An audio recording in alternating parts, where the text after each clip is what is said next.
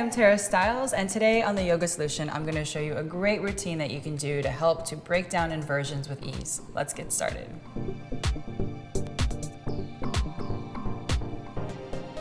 So we'll start sitting up nice and tall here, just sitting on your heels, relaxing your shoulders down your back.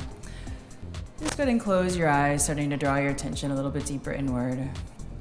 Lengthening and deepening your inhales and exhales here.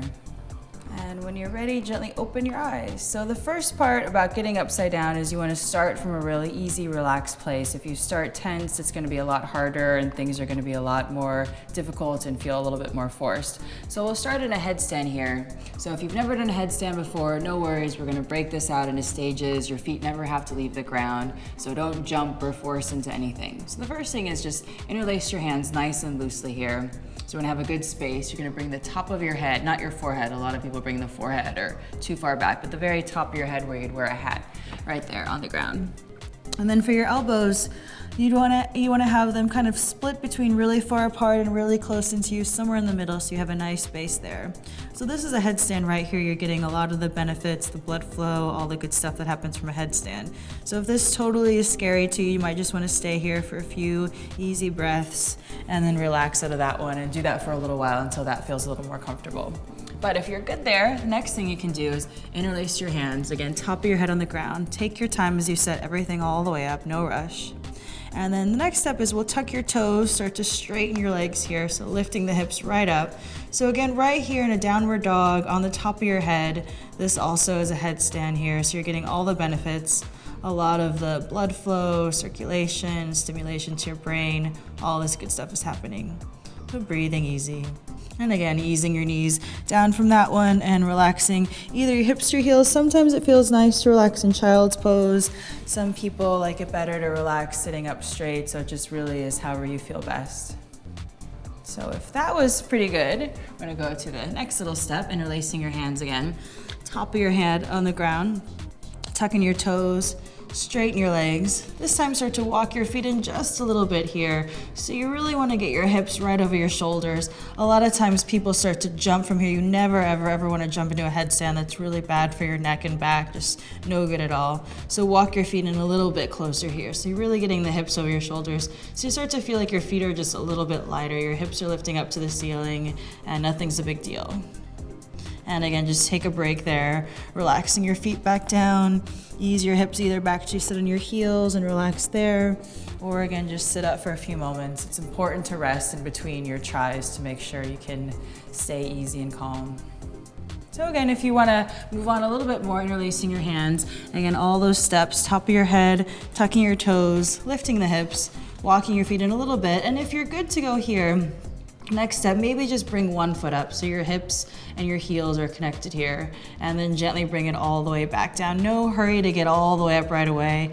Wherever you're at is a great place to be, so make sure you can stay calm. And then all the way back up. So if you have one heel into your hip and that's good, you might just start to notice that the more you lift up in your hips and belly, the more that other toes comes off the ground. So again, you never want to jump. I'm not even going to show you a jump because it's just really not a good idea, not good on your neck. So you want to just get to a point where you're lifting up enough so those other toes come off.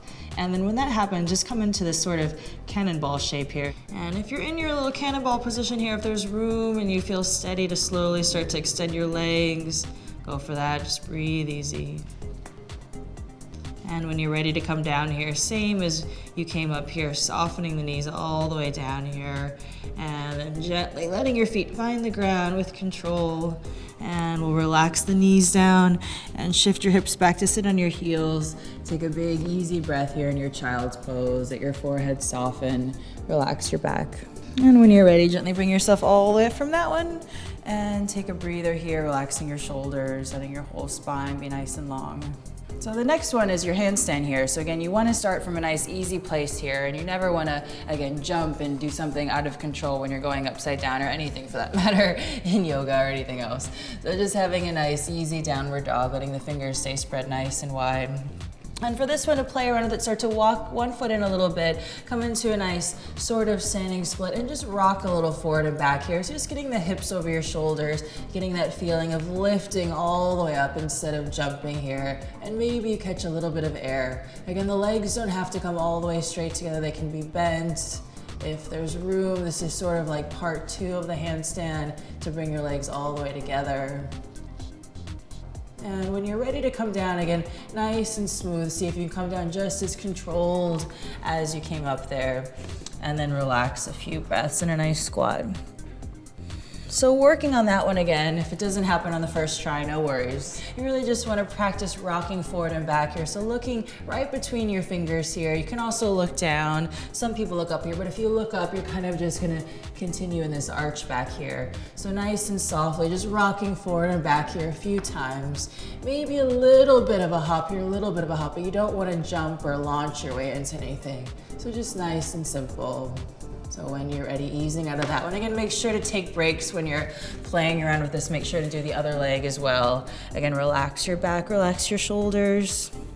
So if you never come up here for the first few tries or first 1,000 tries, it really doesn't matter. You can always just rock a little forward and back, getting the hips over your shoulders, getting that nice sensation of lifting up instead of launching up here. So just nice and easy and controlled, really, really soft.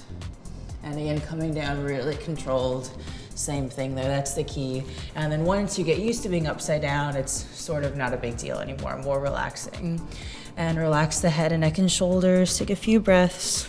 So we'll try a forearm stand next, which a lot of people find a little bit easier than a handstand. Some people find it harder, so just might as well try to see what happens on your body. So you want to have a nice equal distance between your arms here. So you can measure off this one by grabbing a hold of your elbows and then having your hands out. This is one way to do it. Another way to do it is having your hands nice and interlaced loosely there. That works also. So we'll try with this one first, but both ways work just as well. So lifting the hips, tucking your toes, and you're in this nice downward dog shape.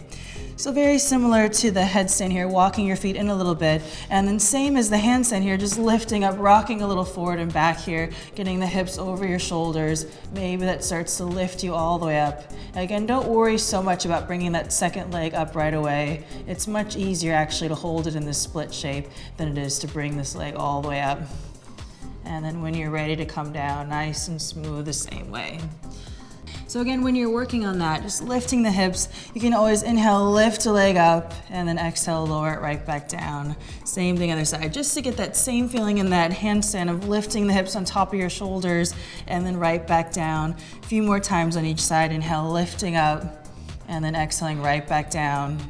And then one more time, just like that here, inhale, lifting all the way up, and then exhaling right back down. So that's really gonna give you that nice sense of lifting, and eventually it will just bring you all the way up into a nice forearm balance. And when you're ready, rolling yourself all the way back up, and just taking a few easy breaths with your spine lengthened all the way up here. And when you're ready, gently open your eyes. Great job. So there you have it, a very simple and easy routine that you can do to build up and work on inversions. I'm Stiles, and I'll see you next time on The Yoga Solution. Now that we've started to get upside down a little bit more easily, we're going to start to work on some really hard poses and make them easy, breaking them down step by step. It's going to be really fun, so get ready.